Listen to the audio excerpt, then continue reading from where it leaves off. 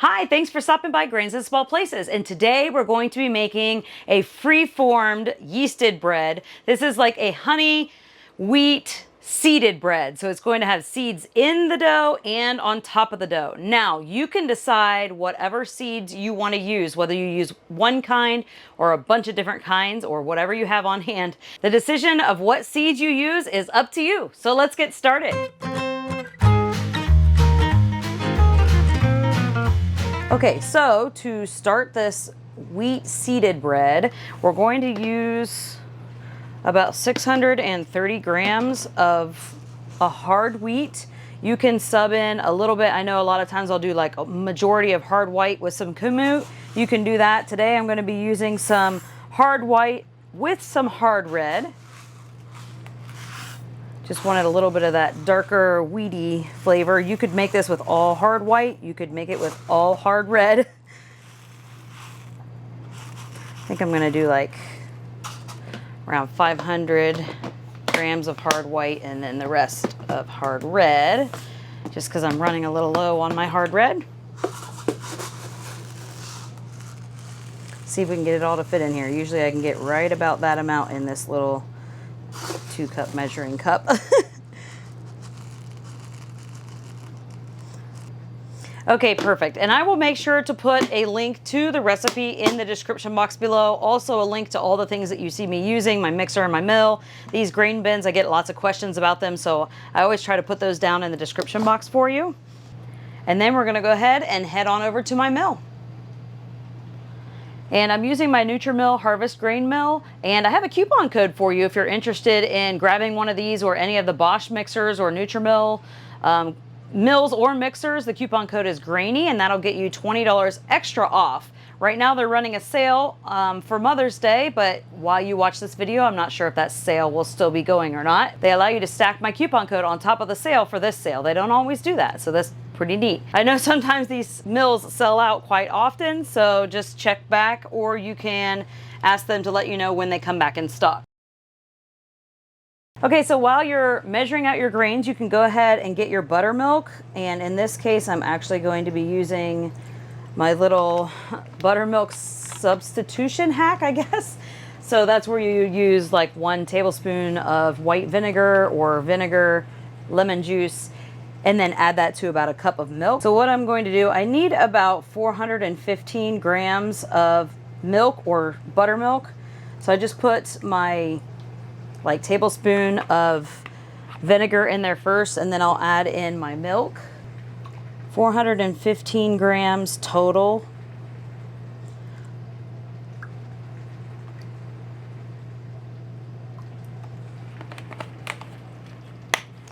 And that last splash took me over. Anyway, that's fine. I'm gonna go ahead and use this. I'll allow that vinegar and milk to kind of sit, and that'll curdle the milk a little bit and give me like a buttermilk substitute. If you have buttermilk, of course, that's a better option. This is not making exactly buttermilk. It's just making a nice little substitute. If you have dairy issues, you can use any kind of dairy substitution milk, or you can even make this with water. It just won't be as like, I guess, as depth of a flavor, but it still will be delicious. And I'm going to go ahead and heat this up. So I'm gonna add my butter to this so that it's nice and melted. I need about 1/4 cup of softened butter. So I didn't soften this beforehand like I normally do a really good job of. So I'm just going to soften and warm this up all together. You can do this over the stovetop if you don't have or don't like to use the microwave, that's fine. I'm just gonna toss it in the microwave real quick.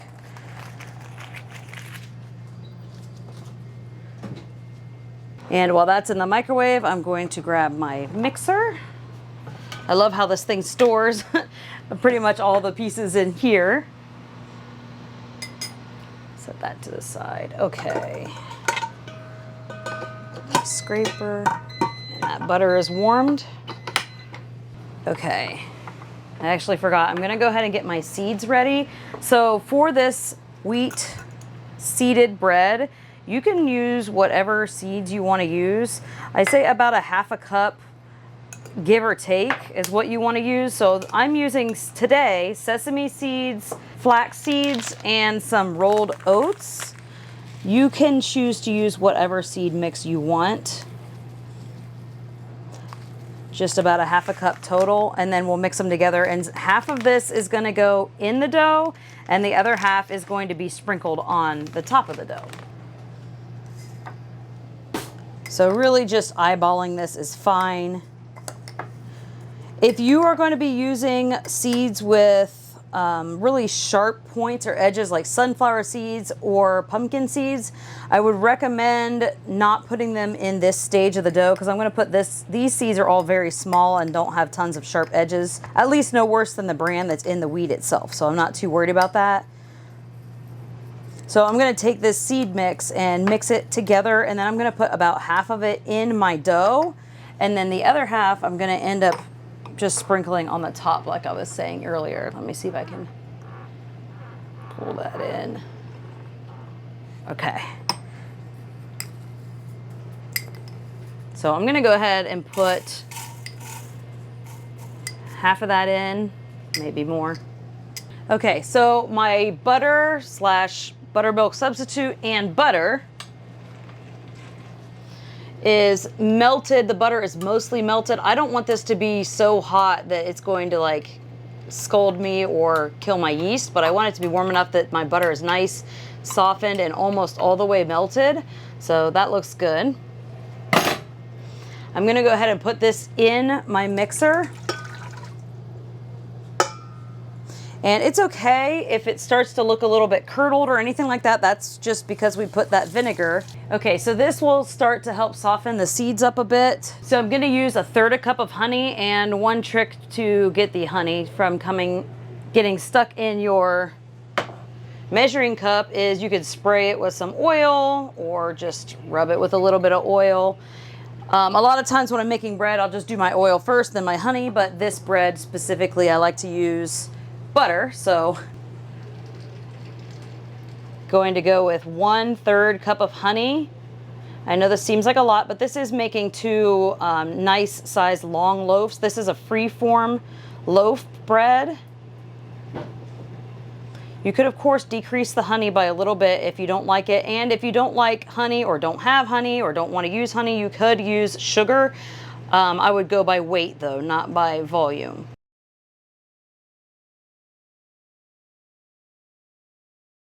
That did a pretty nice job. And then I'm going to add 1.5 teaspoons of, this is just sea salt. And we're just gonna give these ingredients just a little mix.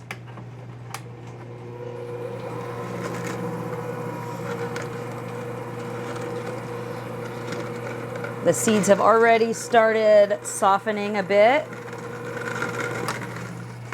Okay, and then now we're going to add in our beautifully freshly milled flour.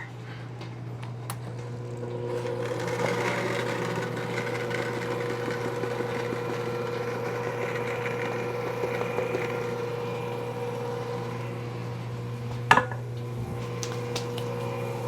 going to pull this away from the edge just a bit.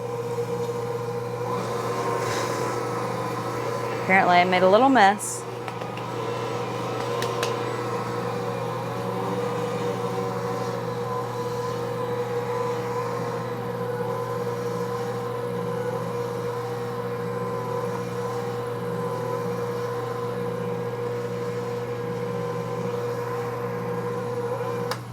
Okay.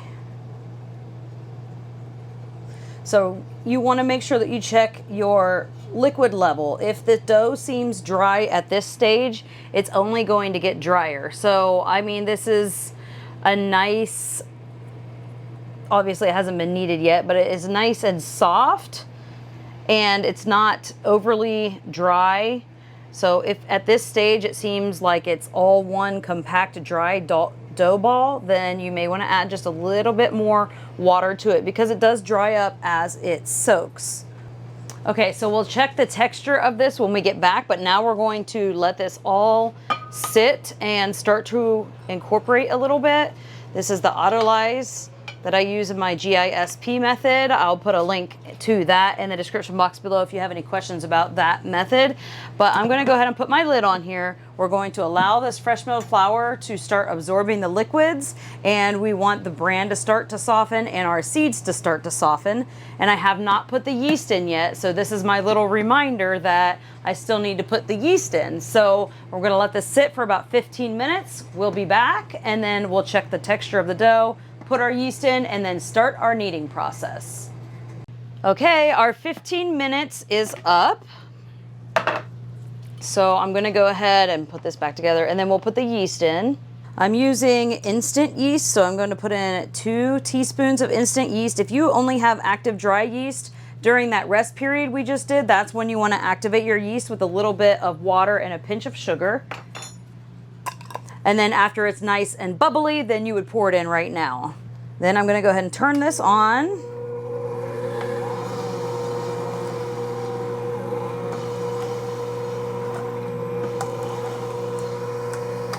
Okay, so this is a freeform loaf, so this dough is going to be drier than that traditional like sandwich bread that you see me making. This does look slightly on the dry side, so I may go ahead and just add like a tablespoon of water.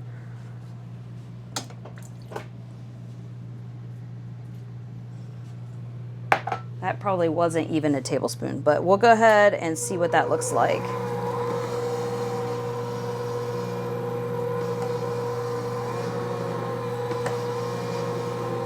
And that always takes a minute anytime I add liquid for it to kind of just get incorporated back in. That was bad practice.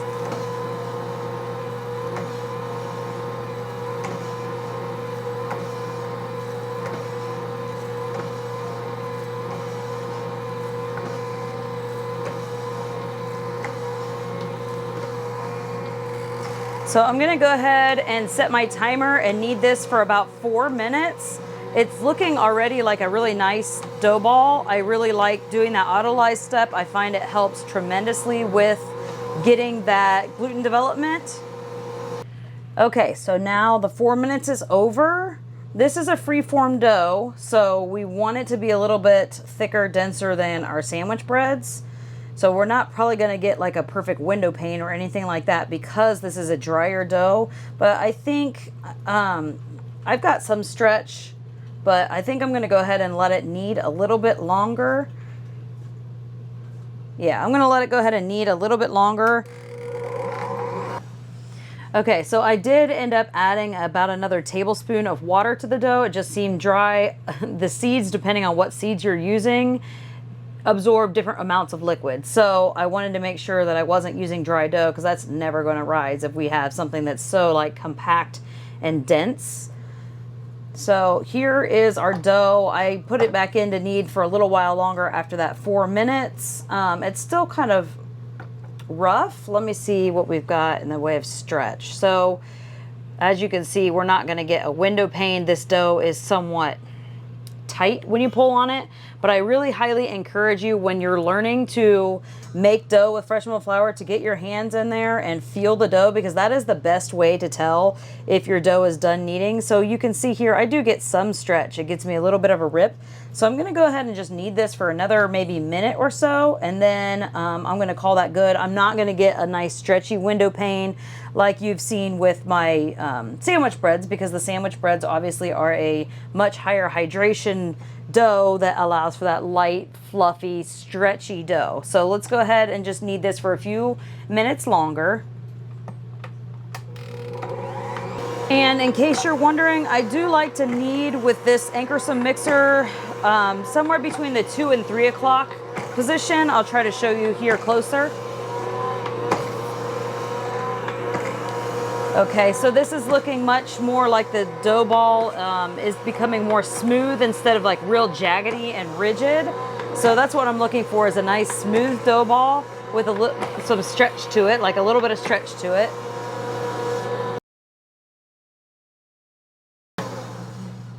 Okay, so I'm gonna go ahead and wet my hands. Let's see if we've got any more of a stretch. So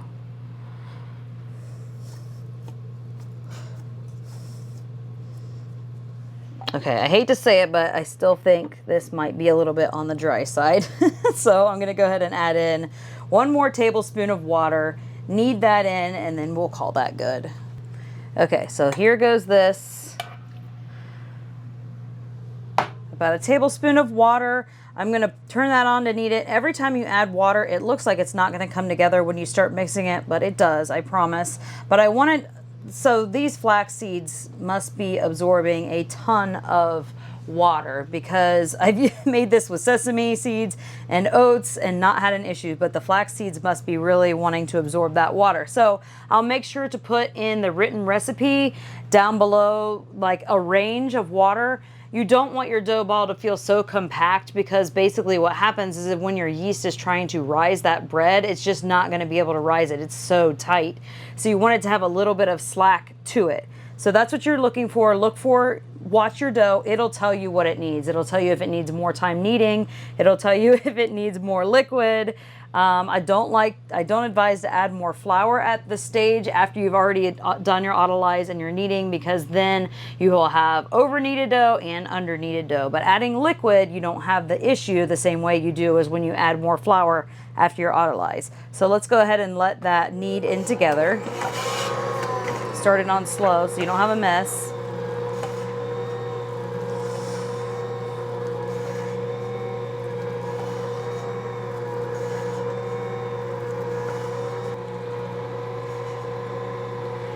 So I think that's one of the great things about when you're working with bread and doughs, to get your hands in there, feel the dough, feel the texture, see if it has stretch.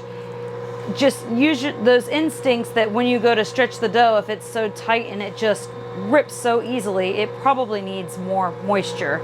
Just think about the yeast trying to raise that same bread that you're trying to pull apart, how tight that is. So adding a little bit more moisture is going to give you some better results. Now if you add too much moisture, the freeform loaf won't do as good of holding its shape. So you do have to find that balance.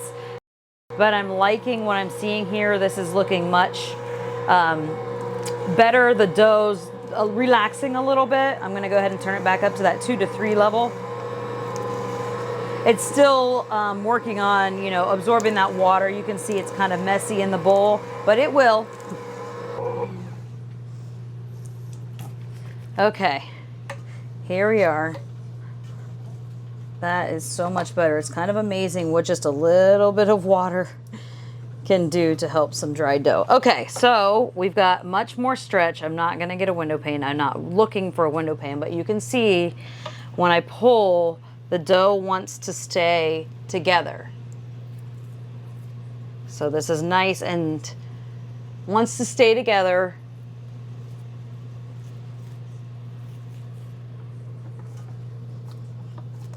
It's nice and soft.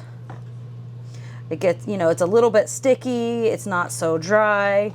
I'm happy with this. So what I'm gonna do is cover this and then let this rise until double, which could take anywhere from 1 to 2 hours, depending on your home. Okay, so we're gonna let this sit and rise, and I'll be back in an hour and we'll take a look. Okay, so now it's been, probably about an hour and a half. Depends on the temperature in your kitchen, whether it'll be, closer to an hour or 2 hours. Just look for the dough to double in size. So I like to lightly oil my work surface. Here you can see the dough is nice and doubled, but I like to lightly oil my work surface and my hands to work with my dough rather than using a floured surface. When I use a floured surface, I find that it just adds too much flour into my dough and then it becomes really dense. It doesn't really want to rise a second time. But if I use the oil on my hands and my work surface, it just really makes the dough nice and light and fluffy because I'm not incorporating too much flour, and it keeps it from sticking to my hands, sticking to the counter, and all of those things. So we're just going to take the dough ball out, and I'm dividing it in half. This would be a great recipe. I know many of you used my brown bread recipe and made rolls out of it. And if you haven't checked out my brown bread recipe yet, I highly recommend that you do. This recipe is kind of based off of that one. It's kind of like Outback / Cheesecake Factory type bread, so it's really delicious. I will try to put a link to that bread recipe down in the description box below. I don't have a video on that one, but it's very similar to this dough. So you could use that recipe and then follow the techniques in this recipe if you're looking for a video tutorial. So I'm dividing the dough in half. So I'm just going to make 2 long, I guess, baguette styles. And I'm just going to flatten this with my hand. I'm not trying to necessarily push out like every bit of air, but most of the larger air bubbles, I'm just going to press those out just lightly with my hands. And then I'm just going to fold over basically a third of this dough over, the other third over from the other side so that they meet. And then I'm going to take that and fold it in half again so that I have a nice long baguette. You want to make sure that the top of your loaf has some nice surface tension. So you can see here where I'm rolling those ends under, and then I'm just cupping underneath to make sure that the top of this loaf is nice and tight. That way, when it rises, it's going to rise more up rather than out. If this was just loose and floppy and I didn't put any surface tension on it, then it would rise more outwardly rather than up. So I want to get it, you know, nice and risen both ways. So we're just going to place this loaf on the tray, and then I'm just going to do the same thing with the second loaf. I'm going to fold 1/3 of the long side over, another third of the long side over, and then fold those 2 in half. And then I'm going to cup the ends under, and then using my hands, we'll make sure there's surface tension all the way at the top of the loaf. And then we're just going to put this one on the prepared baking sheet. I like to put a little bit of parchment paper on my baking sheet. That way nothing sticks and I don't have any issues. Okay, and I like to just spritz the top of these loaves with some water. You could, of course, use an egg wash here. Your seeds will stick much better with an egg wash and you'll get a nice golden shiny top. But I kind of like that rustic look with the seeds. So I'm just doing some water. This is the rest of my seed mix that I used in the dough. I'm just sprinkling this on top of the loaves and then just very gently pressing it down into the loaf. That helps them to just stick a little bit better.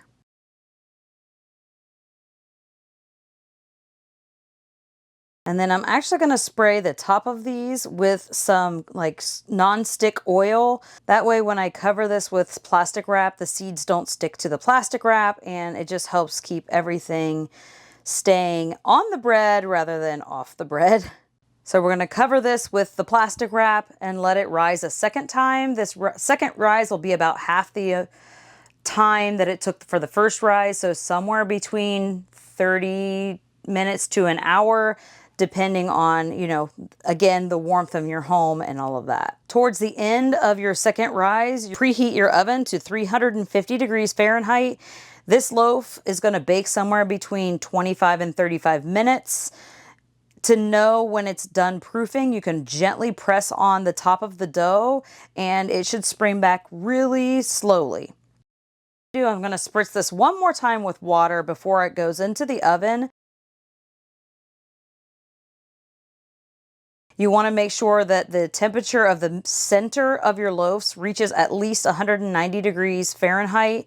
195 might even be better. That's how you know it's completely baked all the way through and you won't have that raw dough in the middle. But you can see here where I have some cracking. That's just because I didn't let it rise long enough the second rise. I kind of rushed this a little bit because we wanted dinner on the table. And here you can see where we slice it and it's nice and beautiful. You can see those lovely seeds on the inside of the dough and on the top of the dough. Thanks for hanging out with me today while we made these free-formed honey wheat seeded loaves, I guess you could call it.